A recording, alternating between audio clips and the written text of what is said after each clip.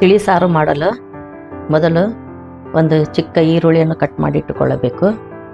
ಆಮೇಲೆ ಒಣಮೆಣಸಿನ್ಕಾಯಿ ಒಂದು 2-3 ಒಣಮೆಣಸಿನ್ಕಾಯಿ ಒಗ್ಗರಣೆ ಹಾಕಲು, ಕರಿಬೇವು ಸೊಪ್ಪು, ಆಮೇಲೆ ಟೊಮೆಟೊ ಹಣ್ಣು, ಸಾಂಬಾರು ಪುಡಿ, ಅದಕ್ಕೆ ಸ್ವಲ್ಪ ಲಿಂಬೆಹಣ್ಣು ಗಾತ್ರದ ಹುಣಸೆಹಣ್ಣು ನೆನೆ ಇಟ್ಟುಕೊಳ್ಳಬೇಕು. ತಿಳಿ ಸಾರು ಮಾಡಲು ಒಂದು ಪಾತ್ರೆಯನ್ನು ಇಟ್ಟು ಅದಕ್ಕೆ 1-2 ಸ್ಪೂನು ಎಣ್ಣೆಯನ್ನು ಹಾಕಿ,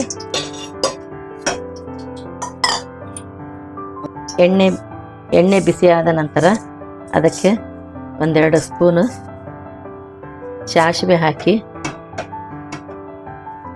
ಸಾಸಿವೆ ಚಟಪಟ ಆದ ನಂತರ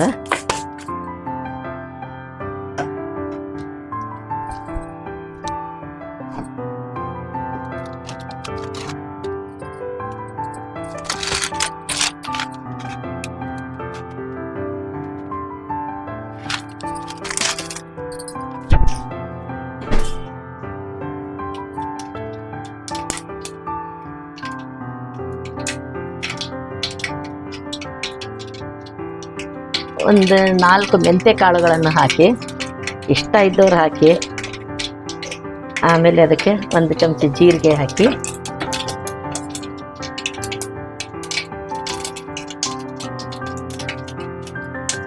ಒಣಮೆಣಸಿನಕಾಯಿ,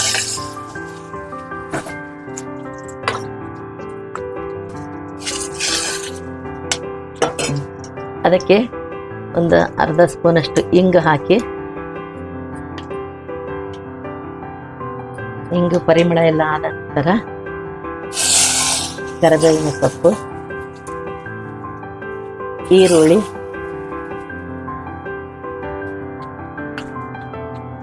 ಹಾಕಿ ಚೆನ್ನಾಗಿ ಫ್ರೈ ಮಾಡಬೇಕು.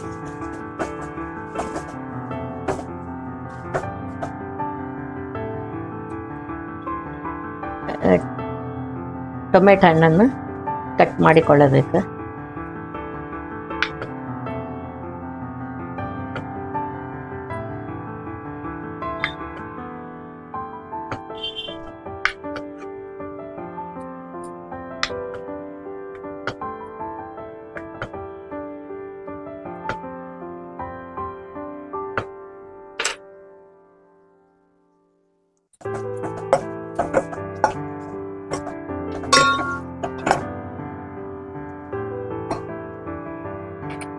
ಕಟ್ ಮಾಡಿಟ್ಟುಕೊಂಡ ಟೊಮೆಟೊನ್ನ ಹಾಕಿ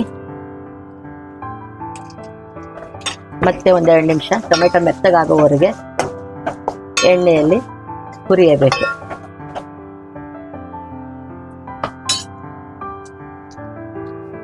ಟೊಮೆಟೊ ಹಣ್ಣು ಬೇಗ ಮೆತ್ತಗಾಗಲು ಸ್ವಲ್ಪ ಉಪ್ಪನ್ನು ಹಾಕಿ ಅದಕ್ಕೆ ಮುಚ್ಚಿಟ್ಟರೆ ಬೇಗ ಮೆತ್ತಗಾಗುವುದು. ನೋಡಿ, ಈಗ ಟೊಮೆಟೊ ಹಣ್ಣು ಬೇಗ ಮೆತ್ತಗಾಗಿದೆ. ಅದನ್ನು ಸ್ವಲ್ಪ ಈ ಥರ ಅದಕ್ಕೆ ತಿಳಿ ಸಾರಿನ ಪುಡಿಯನ್ನು ಹಾಕಬೇಕು. ರಸಂ ಪೌಡ್ರ್ ಎಲ್ಲರೂ ಮಾಡಿಟ್ಕೊಂಡಿರ್ತಾರೆ. ಅರಿಶಿನ ಪುಡಿ ಹಾಕಿ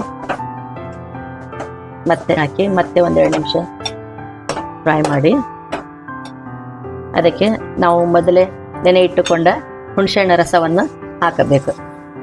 ತಿಳಿ ಸಾರಿಗೆ ಹುಣಸೆಹಣ್ಣು ರಸ ತುಂಬ ಅವಶ್ಯಕತೆ ಆಗಿರುತ್ತದೆ.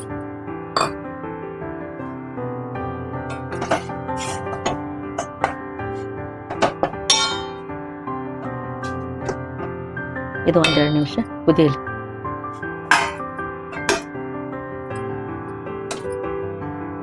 ಈಗ 1-2 ನಿಮಿಷ ಬಿಟ್ಟ ನಂತರ ಮಸಾಲೆ ಎಲ್ಲ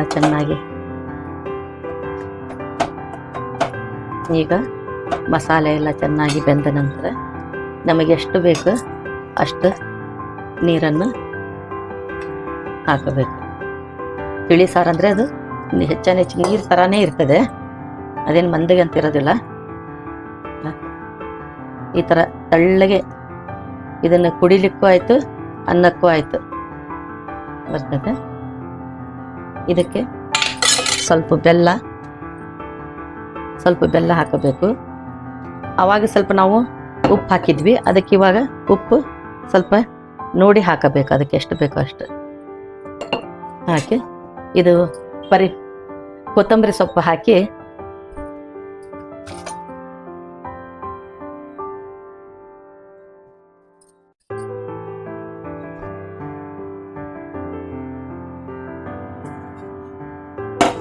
ಈಗ ನೋಡಿ ತಿಳಿ ಸಾರು ಒಳ್ಳೆ ಪರಿಮಳ, ತಿಳಿ ಸಾರಿಂದ ಮನೆ ತುಂಬ ಪರಿಮಳ ಆಗ್ತಾ ಇದೆ. ಈ ತರ ಇದು ಕುದ್ದ ನಂತರ ಅದಕ್ಕೆ ಅದು ಎರಡು ಒಂದೇನೆ. ಅದು ಕೆಲವು ಜನ ತಿಳಿ ಸಾರು ಅಂತಾರೆ, ಅದಕ್ಕೆ ಕೆಲವು ಕಡೆ ರಸಮ್ ಅಂತಾರೆ. ನಮ್ಮ ಸೈಡ್ ತಿಳಿ ಸಾರು ಅಂತಾರೆ, ಅದೇ ಮಂಗಳೂರು ಉಡುಪಿ ಸೈಡ್ ರಸಮ್ ಅಂತಾರೆ.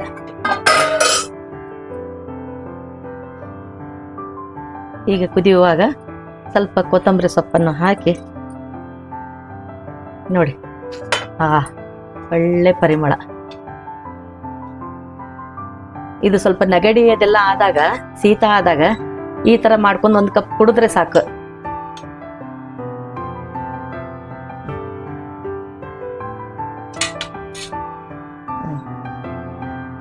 ಮೇಡಮ್ ಇವತ್ತು ಟೆಸ್ಟ್ ಮಾಡಲಿಕ್ಕೆ ನಮಗೆ 3 ಸಾರು ಕೊಟ್ಟಿದ್ದಾರೆ. ನೋಡೋಣ ಟೇಸ್ಟ್ ಹೇಗಾಗಿದೆ ಅಂತ.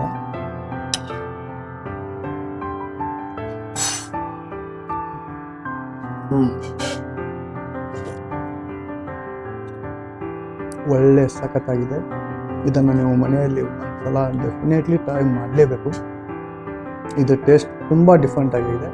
ಒಮ್ಮೆ ಇದನ್ನು ಟ್ರೈ ಮಾಡಿ.